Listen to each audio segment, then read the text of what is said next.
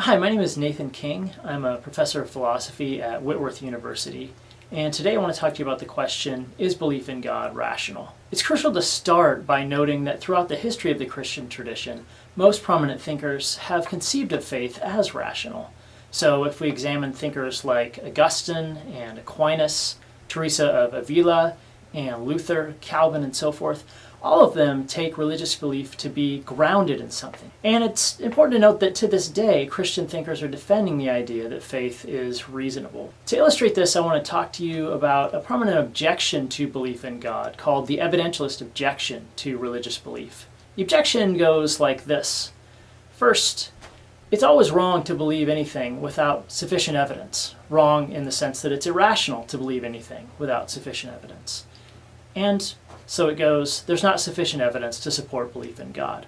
If you put those 2 points together, you can derive the conclusion that it's irrational to believe in God. Christian thinkers have responded to this argument in a number of different ways. Probably the simplest is to start by asking the question, what would count as sufficient evidence? So as you looked at the argument, you would have found that the notion of sufficient evidence, though it's playing a prominent role in the argument, has gone undefined. This matters for a couple of different reasons, or rather it matters because there are a couple of different definitions of sufficient evidence, both of which turn out to be problematic for the argument.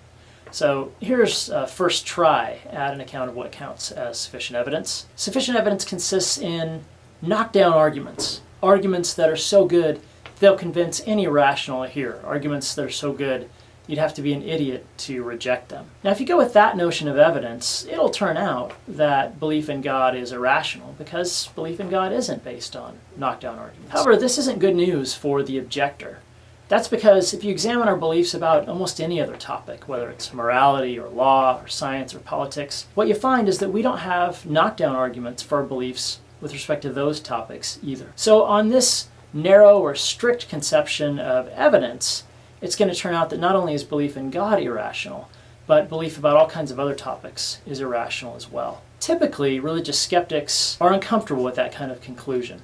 They want to protect their beliefs about morality and law and science and so forth.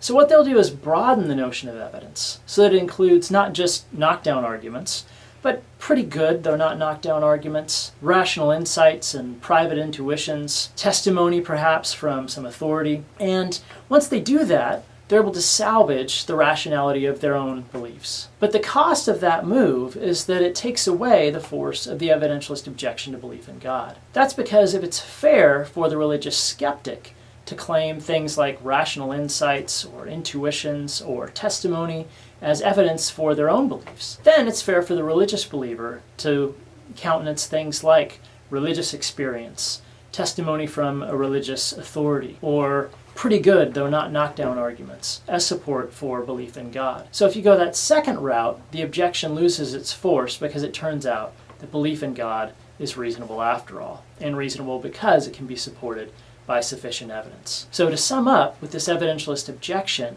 we have 2 notions of evidence, both of which pose problems for the objector. On the narrow view, it turns out that not only belief in God, but belief about virtually anything controversial ends up being irrational. On the other hand, on the broad view of evidence, not only can we save our beliefs about morality and law and politics and so forth, but religious beliefs look like they're going to count as reasonable too.